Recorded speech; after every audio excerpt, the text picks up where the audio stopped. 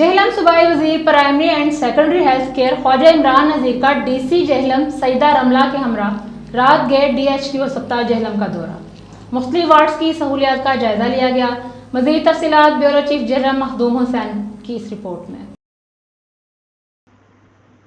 सूबाई वजीर primary and secondary health care Khawaja Imran Nazir ने रात के सिविल अस्पताल का दौरा किया। इस मौका पर DC Jhelum Saeeda Ramla Ali, MS civil अस्पताल डॉक्टर तोकीर और दीगर आला अफसरान भी मौजूद थे। सूबाई वजीर ने गायनी, बच्चा वार्ड, कार्डियोलॉजी, एमरजेंसी और फार्मेसी का दौरा भी किया, जहां उन्होंने महकमा सेहत के अफसरान से तिब्बी सहूलियात के बारे में आगाही हासिल की। गायनी वार्ड में कम सहूलियात पर DC जहलम सईदा रमला अली को फौरी एक्शन लेने की हदायत की गई। इस मौका पर अस्पताल का अमला सफाई ने सूबाई वजीर को तनख्वाहें न मिलने की शिकायत की।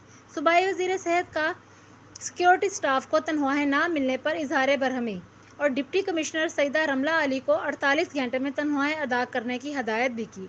सूबाई वजीर ने मरीजों और उनके अहले खाना से मुलाकात की और इनकी शिकायत और तजावीज़ सुनी।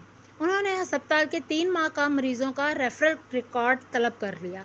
इस मौका पर उन्होंने मीडिया से गुफ्तगू करते हुए कहा कि अस्पतालों में तमाम सहूलियात की फराहमी हुकूमत पंजाब का अज़्म है। मार्च 2025 तक ज़िला जहलम के तमाम अस्पतालों की तज़ीनो आराइश मुकम्मल हो जाए। उन्होंने कहा कि आज के दौरे में जो शिकायत सुनी गई हैं, इन पर अमल दरामद के लिए इंतज़ामिया को 1 माह का वक्त दिया जाता है। 1 माह बाद खुद दोबारा दौरा करके सूरत हाल का जायज़ा लूँगा।